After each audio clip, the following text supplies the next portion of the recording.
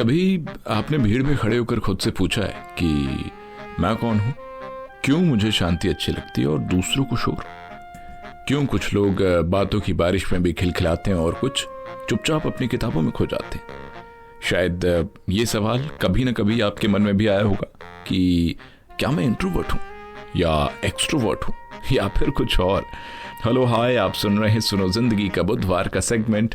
ये है बात ज्ञान की, और आज के इस एपिसोड में मैं आपको न सिर्फ बताऊंगा कि आप इंट्रोवर्ट हैं या फिर एक्सट्रोवर्ट, बल्कि ये भी कि इंट्रोवर्ट और एक्सट्रोवर्ट इन दोनों का इजाद कहाँ से हुआ, किसने इस दो तरह की पर्सनैलिटीज को पहचाना और इसे अलग अलग बांटा, ये भी कि खुद को कैसे पहचाने कि हम इंट्रोवर्ट हैं या एक्सट्रोवर्ट। तो चलिए शुरू करते हैं। चलिए मान लीजिए कि एक पार्टी चल रही है, कई लोग हैं, कोई जोर से हंस रहा है, कोई डांस कर रहा है, कोई सबके बीच में चर्चाओं का केंद्र है। उसे देखकर लगता है कि क्या एनर्जी है यार, वो है एक्सट्रोवर्ट। अब उसी पार्टी के कोने में बैठा एक इंसान चाय का कप हाथ में है, लोगों को देख रहा है, मुस्कुरा रहा है, मगर बहुत बोल नहीं रहा। शायद वो कुछ सोच रहा है, कोई कहानी बुन रहा है। वो है इंट्रोवर्ट। पर क्या मतलब है कि वो शर्मीला है, कमजोर है, असामाजिक है? नहीं, बिल्कुल नहीं। इंट्रोवर्ट बस अपनी एनर्जी अंदर से पाता है, वह अकेले में रिचार्ज होता है, जबकि एक्सट्रोवर्ट लोगों के बीच जाकर बैटरी चार्ज करता है, यानी खुद की बैटरी। तो अब सवाल यह है कि आखिर ये इंट्रोवर्ट और एक्सट्रोवर्ट ये दोनों शब्द आए कहां से? क्या कोई ऐसे ही बना गया था क्या? नहीं, थोड़ा पीछे चलते हैं, 100 साल पीछे। साल था 1921 का। स्विट्जरलैंड में एक जादुई दिमाग जन्म ले चुका था। नाम था कार्ल जंग, दुनिया के सबसे बड़े मनोवैज्ञानिकों में से एक। उन्होंने पहली बार दुनिया को बताया कि इंसान के व्यवहारों में दो बड़े रास्ते होते हैं, एक बाहर की तरफ खुलने वाला, यानी जिसे कहा जाता है एक्सट्रोवर्जन, और एक भीतर की तरफ जाने वाला, जिसे कहा जाता है इंट्रोवर्जन। उन्होंने कहा था कि एक्सट्रोवर्ट दुनिया से जुड़कर खुद को समझता है और इंट्रोवर्ट खुद से जुड़कर दुनिया को समझाता है। क्या गहरी बात है ना। अब आप सोच रहे होंगे कि मैं कौन हूं, मुझे कैसे पता चले कि भाई मैं इंट्रोवर्ट हूं या एक्सट्रोवर्ट? तो चलिए एक छोटा सा मन का आईना सामने रखते हैं। आप शायद इंट्रोवर्ट हैं अगर आप अकेले में ज्यादा सहज महसूस करते हैं, भीड़ में आपको थकान सी महसूस होती है, आप सोचकर बोलते हैं, अक्सर कम बोलते हैं, लेकिन जब बोलते हैं गहराई से बोलते हैं। फोन की घंटी बजती है तो आप 2 सेकंड सोचते हैं उठाऊं या ना उठाऊं। और हाँ, सोशल मीडिया की भीड़ से भी थोड़ा थक जाते हैं।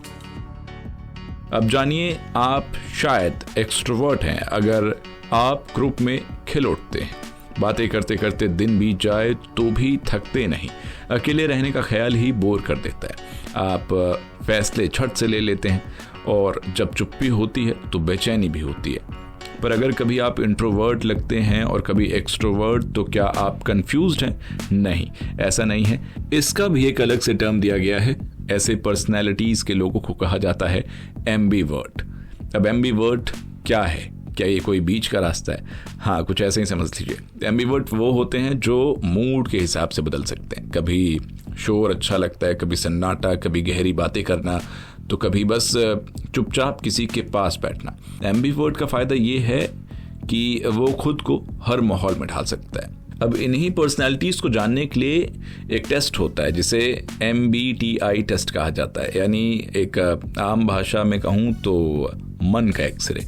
इस MBTI टेस्ट को कहा जाता है मायर्स ब्रिग्स टाइप इंडिकेटर। इसमें लोग 16 पर्सनैलिटीज में बांटे जाते हैं, जैसे INFJ, ENTP, ISFP। हर अक्षर का मतलब होता है, जैसे I/E जैसे कहा जाता है इंट्रोवर्ट और एक्सट्रोवर्ट। अगर कोई S/N है तो उसे सेंसिंग और इंस्टीट्यूशन कहा जाएगा। कोई T/F है तो उसे थिंकिंग और फीलिंग कहा जाएगा। कोई J/P है तो जजिंग और परसीविंग कहा जाएगा। ये जानकर हमें ये नहीं पता चलता कि हम क्या नहीं कर सकते, बल्कि ये समझ में आता है कि हम कैसे करते हैं, क्यों करते हैं। अब कई लोग इस ख्याल में भी पड़ गए होंगे कि इंट्रोवर्ट होना बेहतर है या एक्सट्रोवर्ट, कौन ज़्यादा बेहतर है? तो मैं आपको बता दूं कि ये सवाल ही गलत है। इंट्रोवर्ट और एक्सट्रोवर्ट दोनों की अपने अपने हिसाब से सोचने के तरीके हैं। इंट्रोवर्ट गहराई से सोचने वाले होते हैं, सुनने वाले होते हैं, रचनात्मक होते हैं। एक्सट्रोवर्ट उत्साह से भरपूर और प्रेरणादायक उत्साही लोग होते हैं। दोनों के अपने अलग अलग ढंग होते हैं।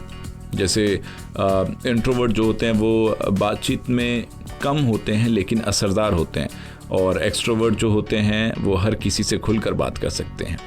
इंट्रोवर्ट के अंदर जो ऊर्जा होती है, एनर्जी होती है, वो अकेले रहकर मिलती है, उन्हें अकेले में ज़्यादा मन लगता है।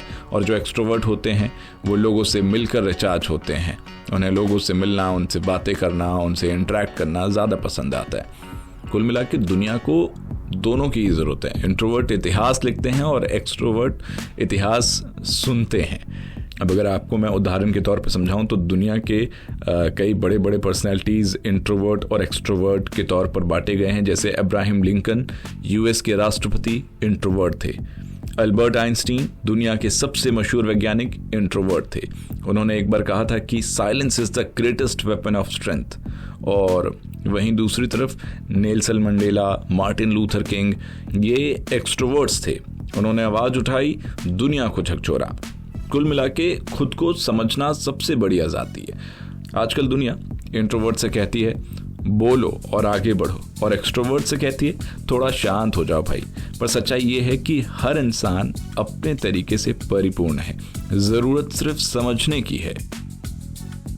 तो अंत में अगली बार जब कोई कहे तू बहुत चुप है, या बोले यार तू बहुत बातें करता है, तो बस मुस्कुरा देना, क्योंकि अब आप जानते हो कि आप कौन हैं और क्यों हैं, क्योंकि आप सुन रहे थे बात ज्ञान की। मिलेंगे फिर अगले बुधवार किसी नए ज्ञान के साथ। तब तक के लिए सुनते रहिए सुनो जिंदगी।